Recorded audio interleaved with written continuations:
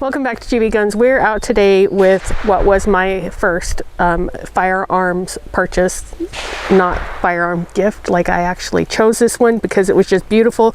This is the Browning BDA by FN in 380. Cold shots after about 3 years of owning it and forgetting about it, at the reduced size steel torso out there at about 25 yards. Starting with 10 rounds. This does have a safety and a decocker. I'm not going to mess with all that right now. I'll wait a little bit and just get these first shots going.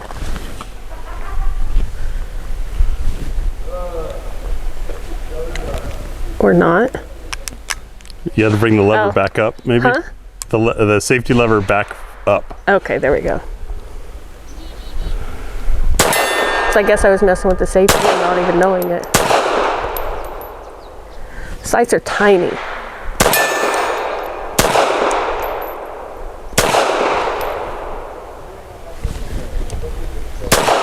So I'm missing high.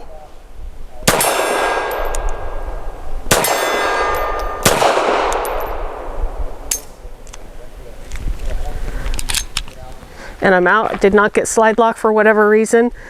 You know, for as old-fashioned of a design that this gun is, it's really a very pleasant shooter. I'm sure that a lot of that has to do with the fact that it's just 380, but it's definitely an old-fashioned design, and it's going to be a fun review. Let's see what Graham thinks. You certainly took control of the recoil really quickly. Like, the first shot surprised you, and then after that, you had the gun. Well, the first shot was that double action, and that's always, if you're not just pulling through, it's going to set you off a bit. I too shot this once years ago when Tia first got it. It's got that classic nice old world feel and bluing that's just super handsome. But just before Tia turned the camera on, I took a look at the sights. That front sight post is just a tiny little blade, as you saw in the tabletop video. And the only thing that makes it visible is the bluing is worn off it a little bit. So there's a little bit of shine. Let's see how it shoots. Okay, that was the double action.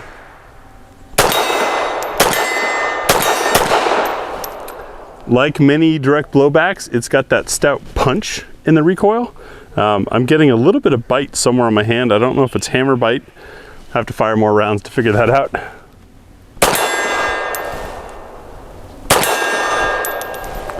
But thanks to it being... Oh, why am I stuck in double action? That's interesting. I don't know, the ejection is very prominent too. Like, reaching all the way to where I'm standing, which is about 7 yards. That was odd. I had a couple double actions, and then at the end there I had double single. Don't know what's going on. It's definitely hammer bite. The hand is starting to get pink. That swell is starting. But since Tia's now got a lot more experience in training and shooting, and we remembered that we had this thing and wanted to bring it out, we're going to give it a full review like we would any other pistol. So you just saw our cold shots. We're going to do full mag plus one. We only have one factory mag for it. The mag that I was using is actually for the Girsan MC14, I believe, but it seems to work. We'll do our what's for dinner test, try it on the spinner, some accuracy with ball ammo, because nobody really makes match 380, and then give you our concluding thoughts. And some defensive loads. Yeah. All right, so I'm going to give my hand, or give it a go at full mag plus one. I don't like to shoot fast. Almost wasn't able to get that in, but I'll shoot as fast as I can, just to not pain you too much. And Graham will tell you the benefits of this. We're checking to see if the gun can run this way and if the magazine can run this way. It's the factory mag that has the full, and you said you had to give it a little extra shove to get it in there? Yeah. Yep. All right. And for ammo, this is PMC bronze.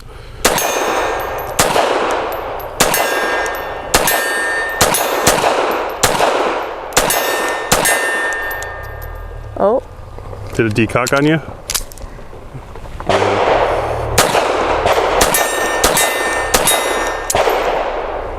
Just pull.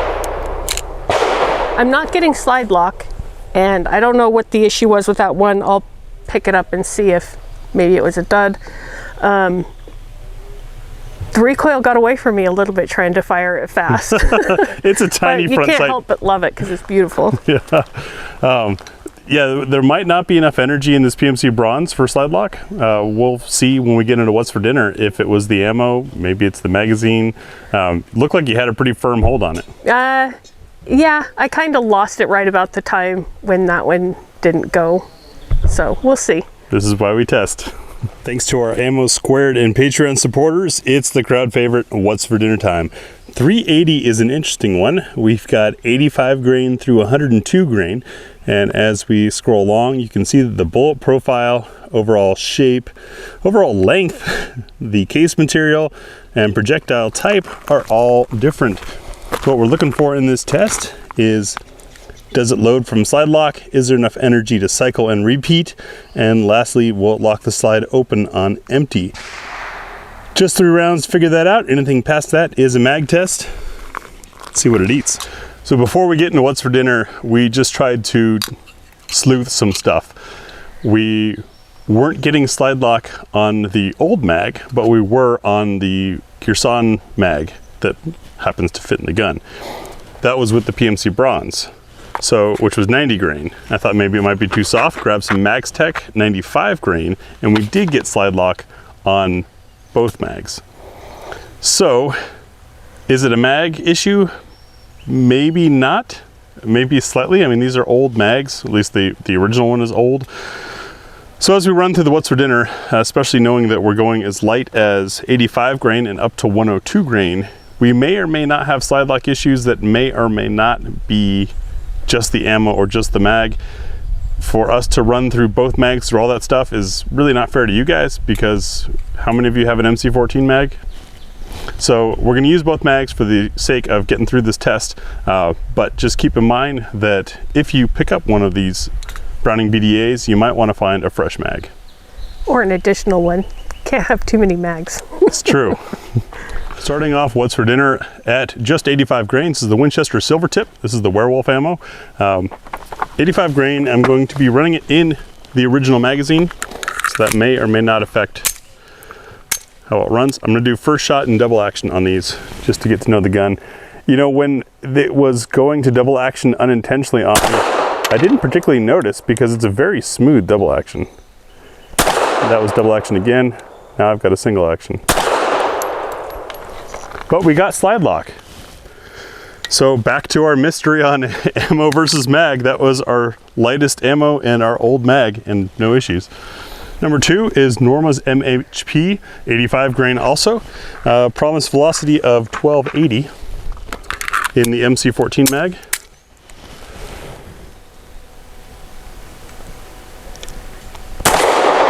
Ooh, threw that one.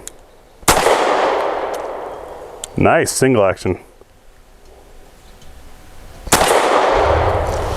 The ejection is going literally 12 feet behind you. That first round that is the one that is high on that. Round number 3, the Remington green and white box, 88 grain. These are jacketed hollow points, sold in a 100 pack for when you've got a crowd of bad guys to deal with, I guess. Circle 3. Sparky ammo.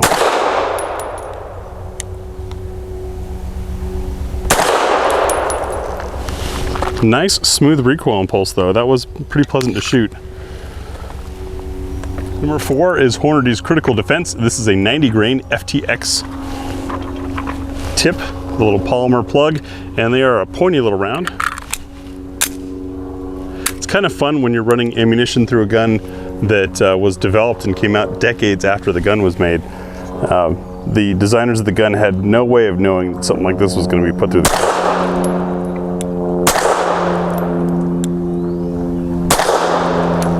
Such a smooth shooter. I think it's that 380 Illusion. And number 5 is Tula's 91 grain. This is of course steel cased ammunition.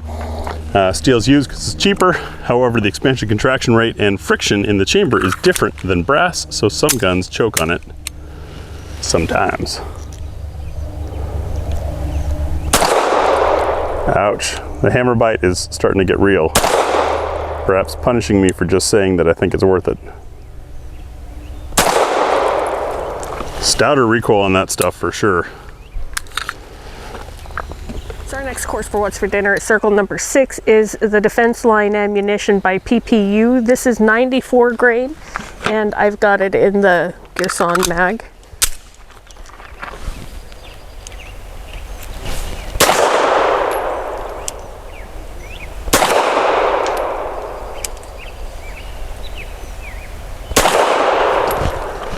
Hi. How you doing? And for circle number 7, we have the Browning 95 grain BPT Performance Target, whatever that means. These are snubby full metal jackets. And I like the dark case and the copper tip. It goes well with the gun. It's got kind of a vintagey feel, even though they didn't make it like that.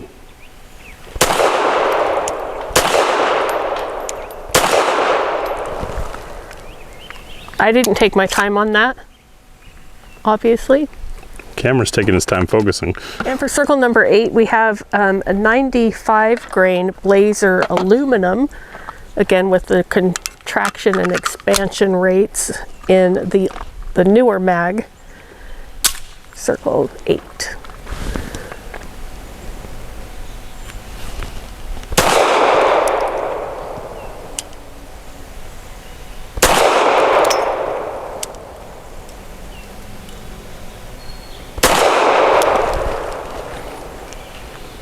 Apparently I can't aim center because I shoot high then.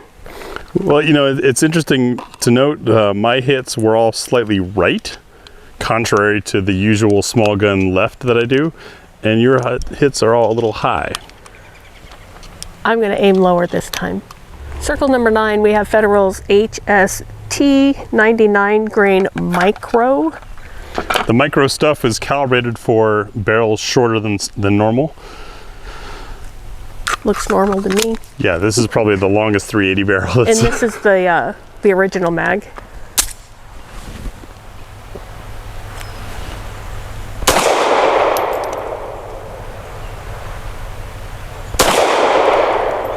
It'll smell like Grandpa's old gun shop. And the brass made its way all the way over to me. How they feel? Very punchy. Definitely a little bit sharper recoil. That beaver tail is digging into the knuckle a little bit. Thank God I've learned to adjust my grip some so it's not hitting the bone. And for circle number 10, we have Remington's Golden Saber. This is 102 grain, and the box says it's a brass jacketed hollow point. The BJHP.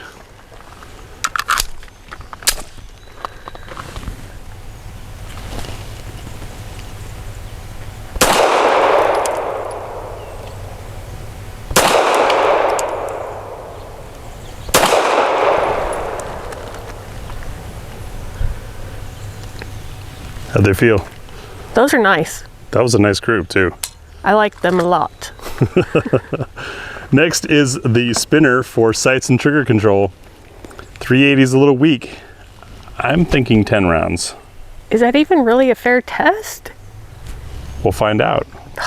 We'll use the Max Tech though. A little bit hotter ammo. Okay.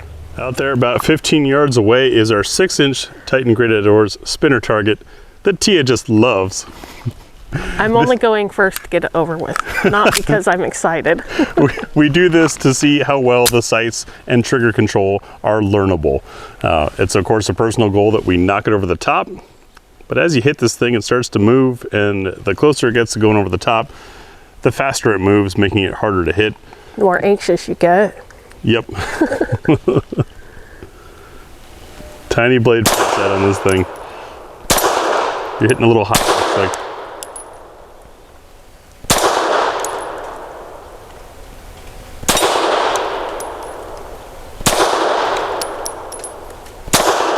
Little right.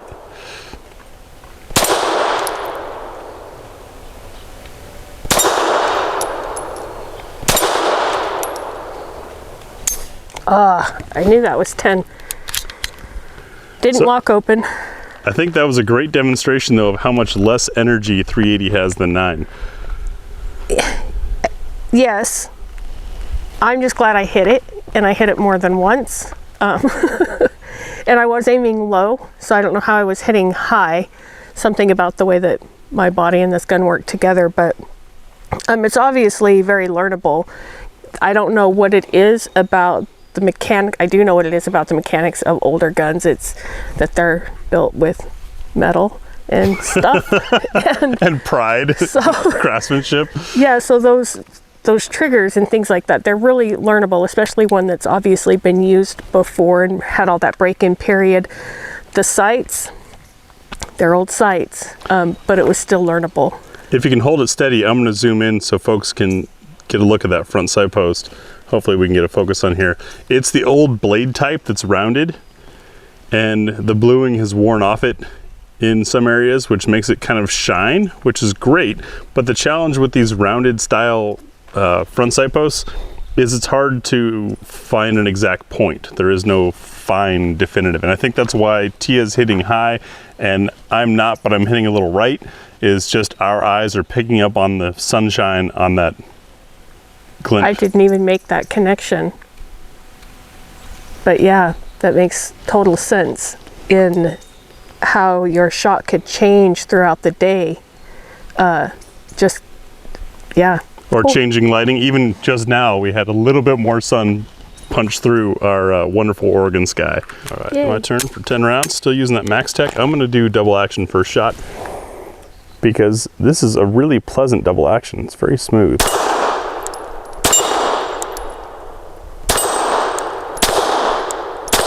Right. Left.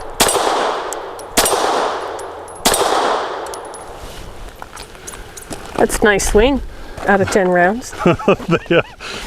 The single action surprised me after that double action. It is just really nice. The wall is not as defined as like a 1911 type deal, but it's a very crisp break right there.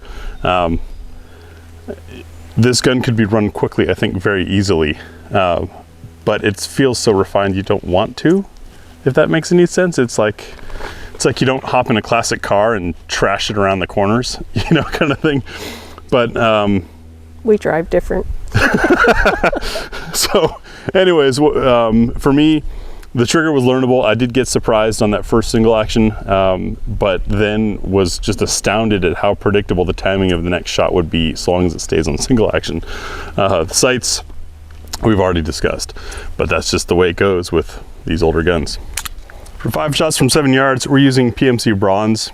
Is it gold? No, but bronze is still a metal, right? So it's got to be good ammo-ish. 5 shots from 7 yards. Let's see how I can group with this little sight.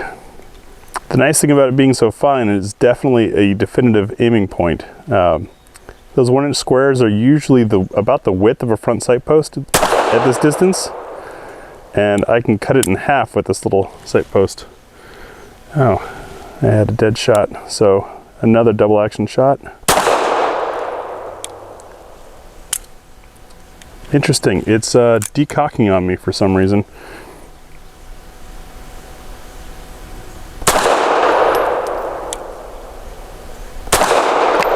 Ow.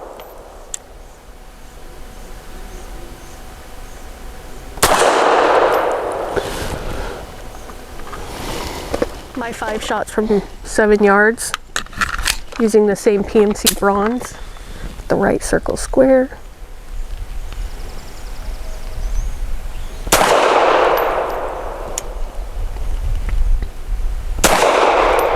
Yep.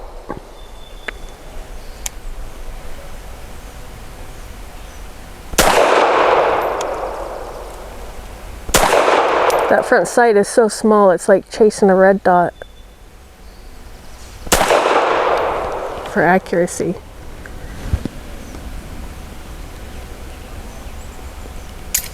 I was out. This mag does not like to lock open for me at all. Very, very pleasant to shoot.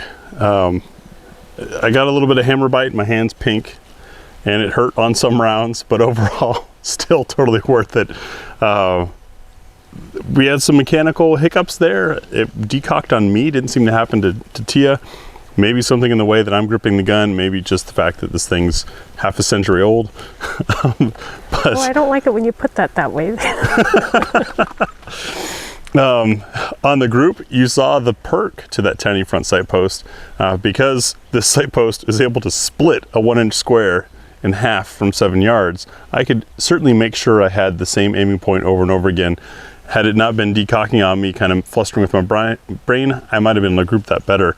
But this is a nice gun. I think when Tia picked it up, we were looking at something that was DA-SA and something that was 380 because that's what she had known before.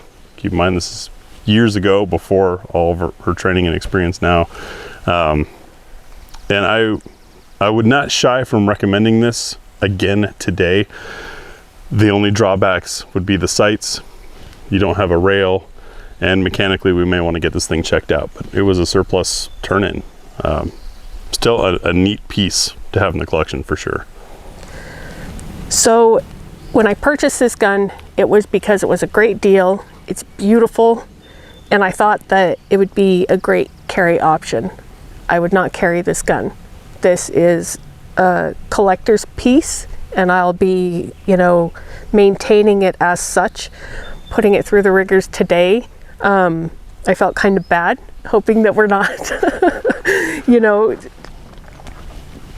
teetering with the longevity of it. But overall, it is a really pleasant gun. I love, just like with a classic car, that nice, heavy, sturdy craftsmanship and beauty that comes with all of what goes into creating something like that. Anyway, single action, double action with a safety, perfect. Sights, not perfect. With the way that the front sight moves on the target, it's like trying to get an accurate shot with a red dot, to make a hole. But otherwise, I'm still in love with it, and I can't wait to get it home and clean it because it's got fingerprints all over it. I'm going crazy. Thanks for letting us shoot it. Thank you. And thanks for watching.